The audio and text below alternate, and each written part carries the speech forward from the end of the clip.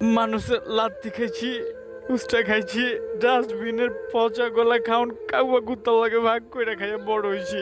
আমার বাপ ক্যাঠায় আমি জানি না, শুনছি আমি যখন কোলে বাপ তখন আরেকটা শাদি করে মহল্লা ছেড়ে গেছে।